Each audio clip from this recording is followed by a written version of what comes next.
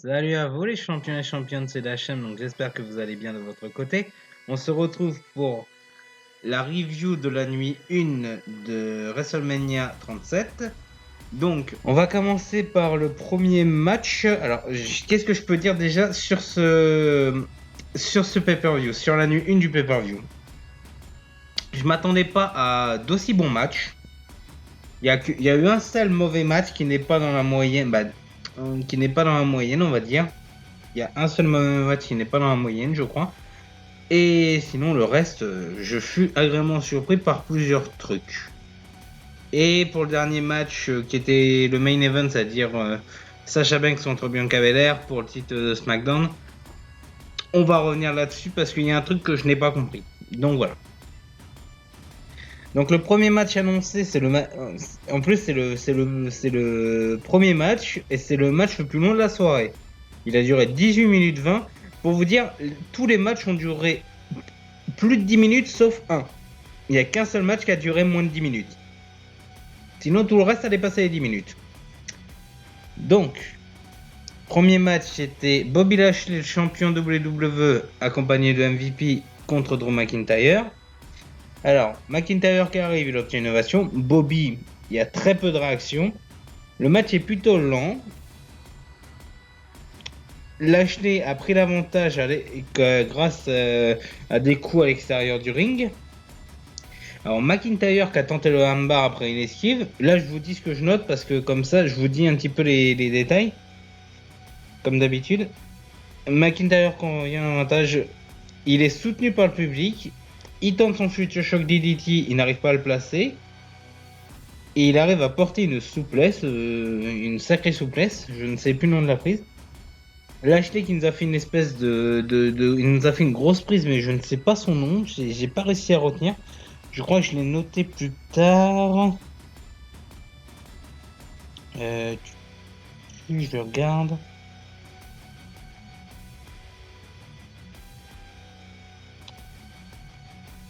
Non, j'ai pas noté le nom de la prise malheureusement. Alors ensuite, il y a eu une tentative de Hurtlock contrée par Drew. Il a fait son petit combo et Alabama Slam, Drew, donc McIntyre. McIntyre qui a fait un Kimura. Et Bobby Lashley nous a fait une espèce de spam buster, donc un spam buster. Et McIntyre se relève en socarpé, donc ça j'ai trouvé ça très très cool. Il nous a enchaîné avec 3 Future Shock DDT. Le match n'est pas fini parce que Lashley se dégage. Honnêtement, j'y ai cru là quand il avait fait les 3 Future Shock à la suite. Le public qui chante This is awesome. Oh, ça fait du bien d'avoir du public, je vous jure, ça me fait vraiment du bien d'avoir le public qui réagit. Drew nous a fait un saut du haut de la 3ème corde. En fait, Bobby Lashley est à l'extérieur. Drew nous a fait un saut suicide au-delà de la 3ème corde. Donc ça, j'ai vraiment apprécié.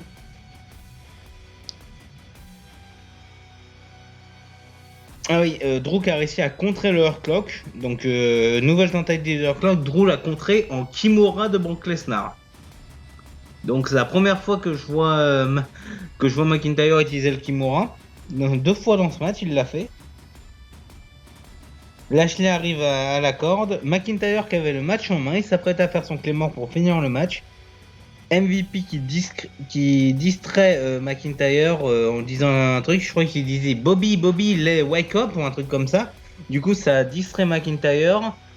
Il rate son Claymore kick, Hurtlock et McIntyre n'abandonne pas, sachez-le, il est tombé dans les pommes. Donc, c'est-à-dire victoire de Bobby Lashley, mais il n'a pas abandonné. Donc, est-ce que cette histoire est terminée? Je ne sais pas.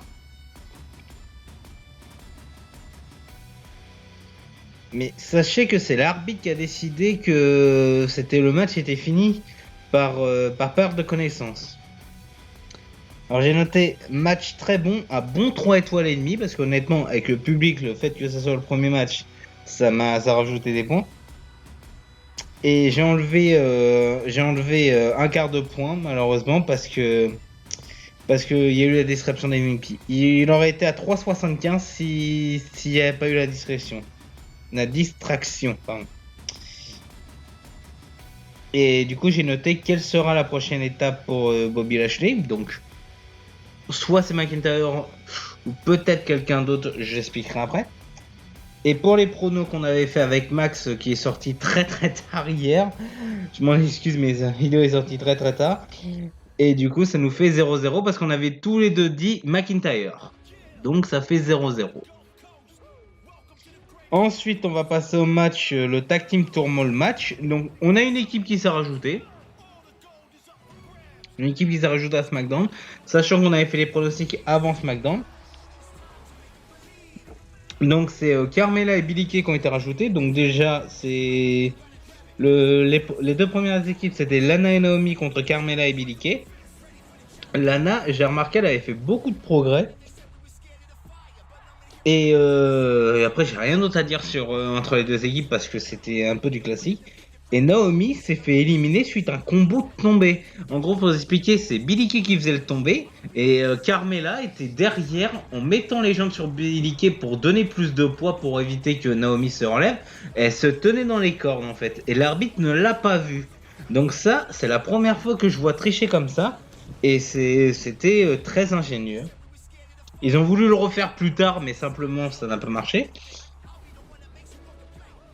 Ensuite, du coup, la deuxième équipe, c'était le Riot Squad. Ah oui, au moment où il y a eu avant un petit combo, il y a Ruby Riot qui a été balancé par Billie Kay. J'ai dit, wow, la vache, putain, elle est puissante. Et Carmella et Billie Kay, donc c'est ce que je vous disais, ils ont encore voulu tricher, mais ça ne s'est pas fait parce que l'arbitre l'a vu cette fois-ci. Et c'est le Riot Squad qui gagne avec un combo genou sur le ventre et genou sur le dos et saut de Ruby Riot. Et là du coup c'est les équipes Mandy et Dana, Mandy Rose et Dana Brooke. Alors durant l'entrée je sais pas du tout qui était, je sais pas du tout parce qu'en fait je crois que c'est Dana Brooke qui s'est pété la gueule durant son entrée, elle est tombée. Mais je sais pas du tout laquelle est laquelle parce que les deux se ressemblent étrangement. En plus, elles avaient la même tenue. Il n'y a même pas de différence. On pouvait pas savoir laquelle.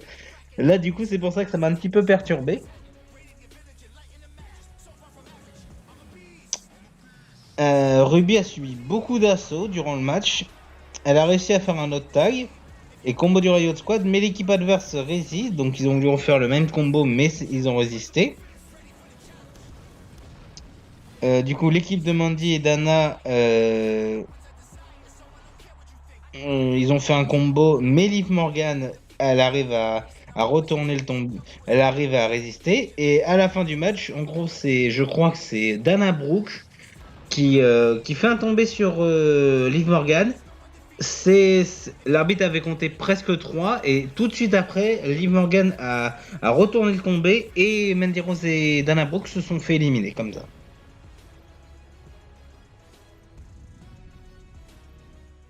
Dernière équipe du coup, Natalia et Tamina qui arrivent. Elle domine le Riot Squad. Le Riot Squad arrive à faire un petit combo, mais Tamina se dégage. Donc en gros, Riot Squad a encore fait le combo, mais Tamina se dégage. Et on a eu un Heart Attack et un Jimmy Superfly Snuka. Pour ceux qui ne le savent pas, Tamina est la fille de Jimmy Snuka. Et du coup, fin du match. J'ai rien noté d'autre dessus.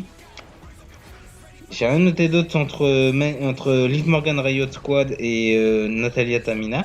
Mais quand même, on était presque parce que on avait dit, Max avait dit Lana Naomi, moi j'avais dit Natalia Tamina, donc le point est pour moi. Et simplement, on avait dit deuxième équipe Riot Squad. Donc on n'était pas si loin. J'ai mis match assez intéressant, je mettrai un 2,5 parce que le match il a duré 14 minutes 15. Et malheureusement, on n'a pas vu beaucoup de Naomi Lana et on n'a pas vu beaucoup de Carmella et Carmella qui était quand même l'ancienne challengeuse. On n'a pas vu beaucoup de Carmella qui était l'ancienne challengeuse de Sasha Banks.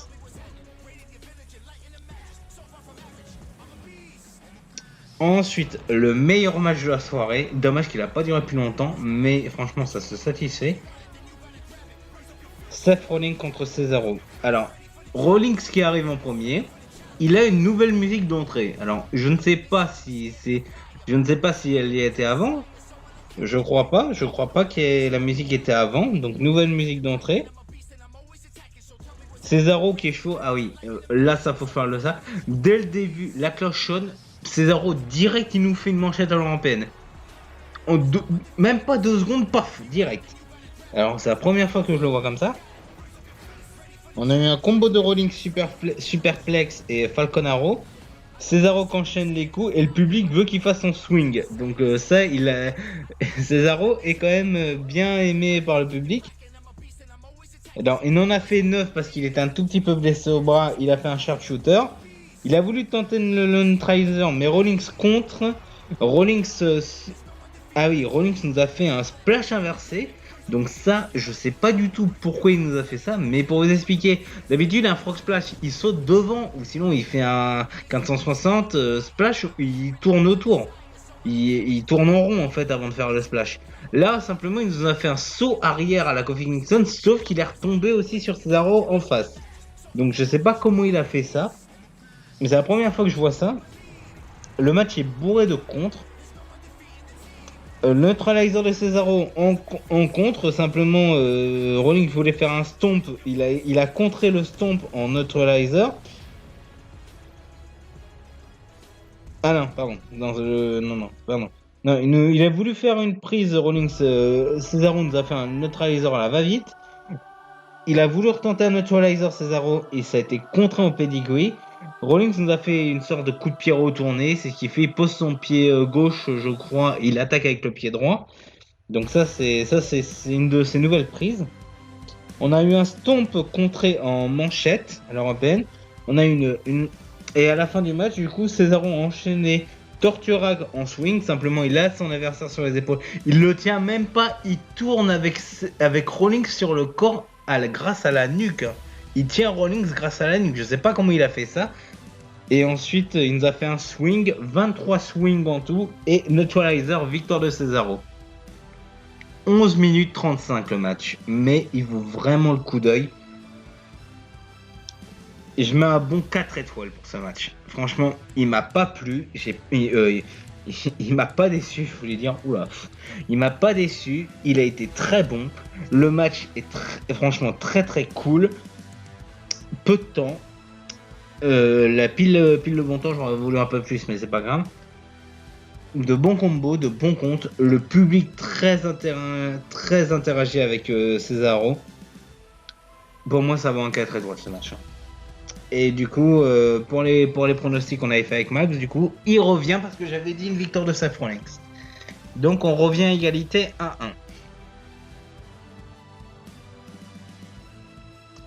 Le prochain match, c'était pour les titres par équipe de Raw. Donc c'était le New Day qui était champion contre AJ Styles et Omos. Alors le match est le plus court de la soirée. Plus court, il a même pas duré 10 minutes. Il a duré 9 minutes 45. Dommage qu'il a pas duré 10 minutes. L'entrée du New Day avec Biggie, forcément. Ah oui, dès le début, Omos est sur le ring, mais le public veut AJ, New Day veut AJ, donc il dit AJ viens là. Parce que AJ est clairement le maillon faible de l'équipe d'après eux. On a eu un jeu rapide au tout début du match entre Kofi et AJ. Par contre, il y a un truc que j'ai pas compris. Le New Day, il commençait à être un petit peu heal parce que Xavier Woods a quand même attaqué AJ Styles pendant que Kofi distrayait l'arbitre. Donc c'est un petit côté heal derrière, hein, alors qu'ils sont censés être face. Ils ont joué beaucoup de stratégies, ils ont tout le temps empêché que Homo s'intervienne. Pour moi, c'est vraiment très très heal en fait. AJ s'est laissé beaucoup dominer dans ce match. Et au moment où AJ arrive à faire le tag, Homos qui rentre et qui sourit, Homos qui a dominé tout le monde, il s'est pris des coups mais il a même pas bougé quoi. Ah oui, le gros spot du match, Styles en fait il a sauté sur les épaules d'Omos pour faire un Phenomenal Forearm à Xavier Woods. Alors ce spot là il était franchement très très beau. Et Omos qui finit le match. Donc AJ Styles et Omos, nouveau champion. Et deuxième grande nouvelle, Styles qui devient Grand Slam champion. Parce qu'il a gagné le titre des États-Unis, il a gagné le titre intercontinental, il a gagné le titre WWE et il a gagné un des titres par équipe. Donc, nouveau Grand Slam champion. AJ Styles. Je suis content. Pour un note du match, du coup, je mets un 2,75 parce que franchement, le match était très bon. Honnêtement, le match était cool. Franchement, le match était très cool. Peu de temps malheureusement, moins de 10 minutes. Je suis un peu déçu sur ce coup-là. Et Omos mérite lui un point à lui tout seul. Le public était à fond derrière Styles aussi, je vous l'ai pas dit. Mais Omos, c'est un bonheur de le voir. C'est un géant, il catch pas beaucoup, mais en plus quand il est arrivé, il a souri, il a tellement rigolé. Franchement, ça m'a fait rigoler ce moment-là. Omos, il méritait un point à lui tout seul. Le score pour Max et moi, du coup, pour les pronos, ça fait 2 partout parce qu'on avait dit AJ Styles et Omos pour nouveau champion. Alors là, faut parler d'un truc. On va parler du match cage entre Braun Strowman et Shane McMahon. Le match a duré 11 minutes 25. Dès l'entrée de Braun Strowman, Shane tient la cage. Donc au début, je me suis dit, ça sent l'embrouille. Ça sent l'embrouille. Et j'avais raison parce que Elias et Jackson Ryker interviennent avant le début du match. Le match n'a même pas commencé. Strowman n'est même pas rentré. Il se fait tabasser par des chaises. Par Elias et Jackson Ryker avec des chaises, pour être plus précis. Et Shane a même une chaise au début de la cage parce que Elias lui en donne, ou c'est Jackson Ryker, je sais plus lequel des deux, mais a donné une chaise à Shane McMahon.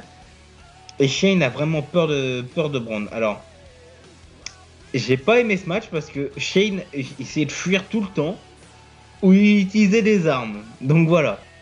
Le seul intérêt de Shane, c'est utilisation d'armes et utilisation de... ou sinon c'est fuite. Bon, il a fait son spot coast to coast, donc ça je cautionne.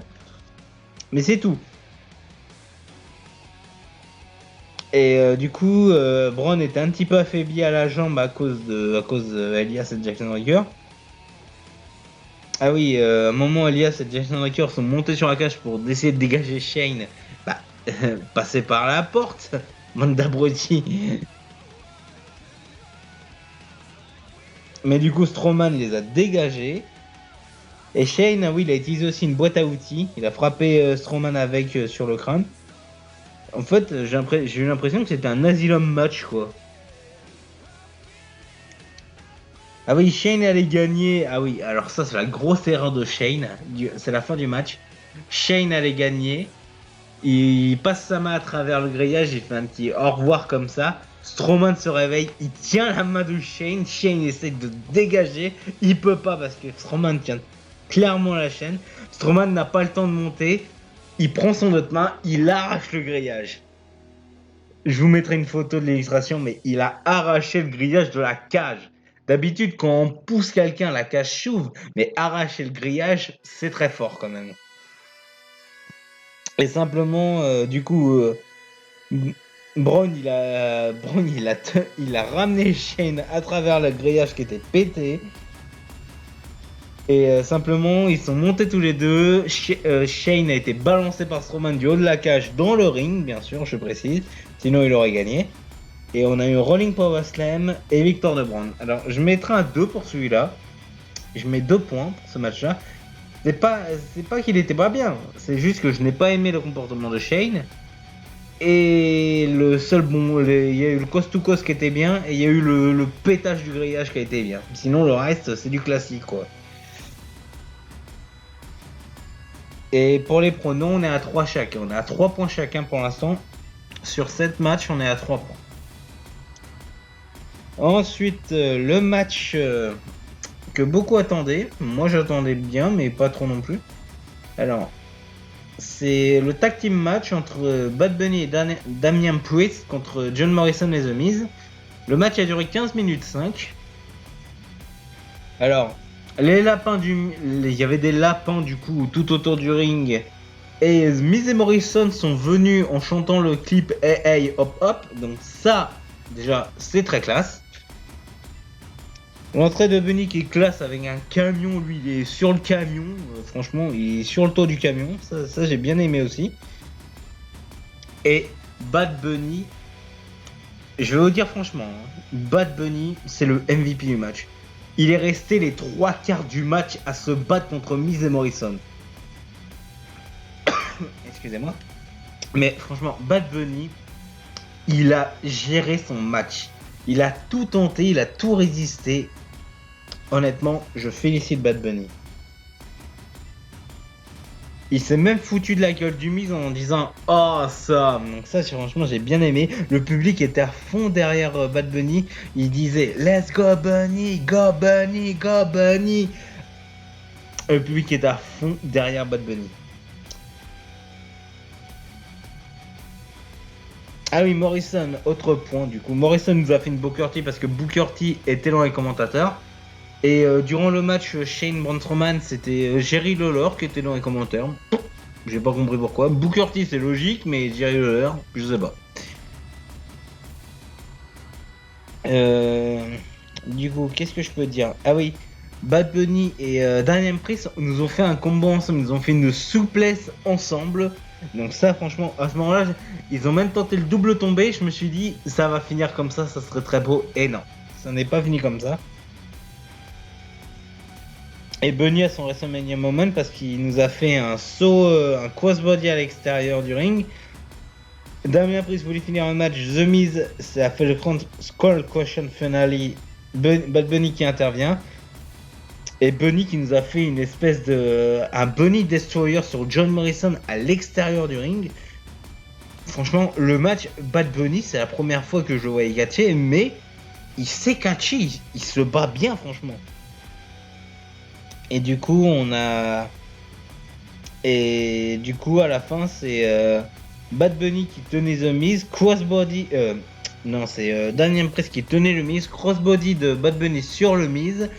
1, 2 et 3, victoire du match. J'ai mis un bon 3,5. Franchement, le match m'a plu. Excusez-moi. Le match m'a vraiment plu. C'était très très cool le match, franchement. Le match était très très cool. Hein. Je tiens à vous le dire, j'ai apprécié ce match. Bad Bunny qui a franchement tout donné. C'est rare de voir. Bon, quand c'est des combattants, genre catcheurs, boxeurs, etc., je peux comprendre. Des célébrités, même Stephen Amell, avec Neville, il avait pas tenu longtemps. Nicole Pouledji, elle avait pas tenu aussi longtemps à WrestleMania 27, si je me trompe pas. Entre Dolph Ziggler et je sais plus qui. D'ailleurs, John Morrison était en équipe de Nicole Pouledji. Avec Trish Stratus, d'après mes souvenirs. Mais bon, ça c'est un autre sujet. Mais Bad Bunny, lui, il a tenu les 3/4 du match. Franchement, j'applaudis. Félicitations Asgard. Et du coup, pour les pronostics, je reviens à chaque fois, ce qui nous fait 4-3 pour les pronostics pour Max. Parce que j'avais dit Miz et Morrison, lui, il avait dit Damien Priest et Bad Bunny. Pour l'instant, c'est lui qui gagne. Et on va passer au main event. Le match a duré 17 minutes 15, c'est le deuxième match le plus long de la soirée. Bad Bunny et Damien Priest, c'est le troisième match le plus long de la soirée. Sasha Banks contre Bianca Belair pour le titre de SmackDown. Titre féminin de SmackDown. Alors, j'ai pas compris du tout pourquoi Sasha Banks avait les cheveux verts. Elle avait mi-bleu, mi-vert. Elle nous a fait mi-jaune en fait. Ah bah non, Non. J'ai pas compris. Je n'ai pas compris pourquoi elle nous a fait les cheveux verts comme ça. Alors les deux sont émus avant le match et le public les acclame les deux. C'est-à-dire il y en avait qui étaient Bianca, et les autres c'était Let's go Sasha, Let's go Sasha. Le public était très très déchiré. Alors on a eu une tentative d'une sorte de Glam Slam de Bianca Belair, ça n'a pas marché.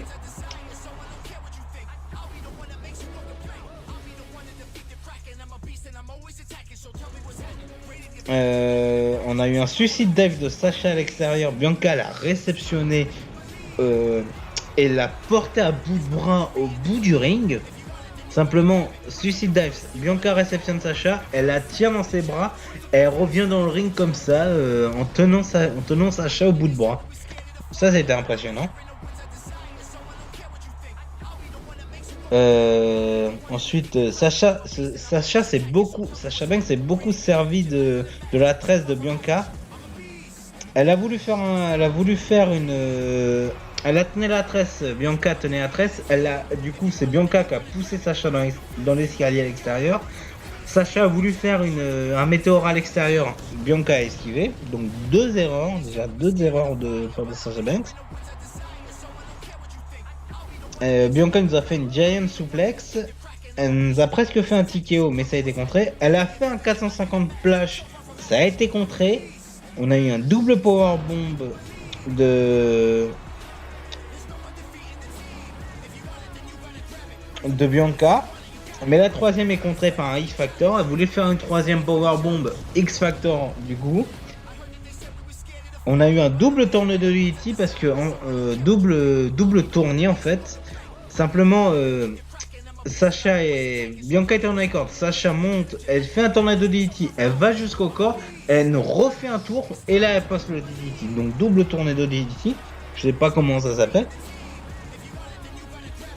Elle nous a fait un splash en faisant croire à un Meteora, donc ça c'était très bien pour elle.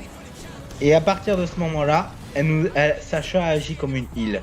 Les cordes, la tresse, tout, elle a tout tenté. On a eu un Bankstatement avec la tresse, ça me rappelle un petit peu le combat Sasha Banks Ronda Rousey où elle a utilisé l'espèce de tenue de Ronda Rousey, l'espèce de broderie de Ronda Rousey pour faire son Bankstatement, ou même la laisse du Yes Lock avec la lanière de cuir du Yes Lock de Bryan contre The Fiend. Donc ça m'a rappelé ça. Et à ce moment-là, elle a commencé à être ruée aussi.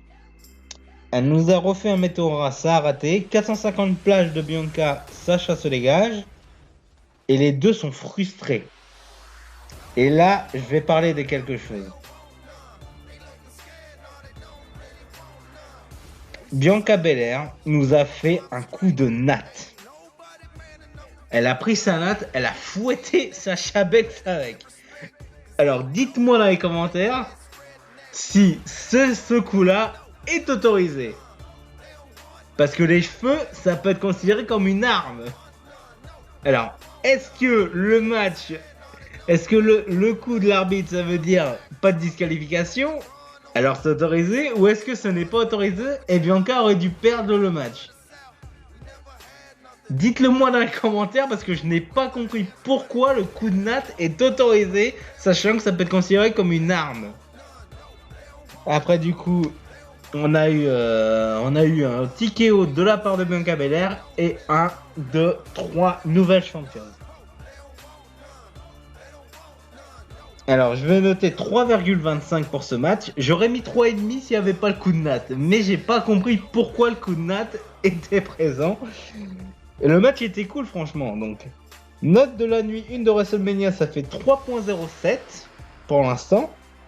Et note des pronostics, 5 pour Max et 4 pour moi. Donc Max pour l'instant domine les pronos. En tout cas, j'espère que cette vidéo vous aura plu, une demi-heure de vidéo. Donc, en tout cas, j'espère que cette vidéo vous aura plu. On se retrouve très très vite pour de prochaines vidéos. Voilà, je perds mes mots. Pour de prochaines vidéos, donc la review de la nuit 2 qui risque d'arriver demain. Les let's play Prince of Persia le mardi, Zelda le jeudi et DBZ le dimanche. Faut que je reprenne le tournage de Prince of Persia d'ailleurs. Donc voilà, prenez soin de vous les champions et championnes et je vous dis à la prochaine. Salut à tous!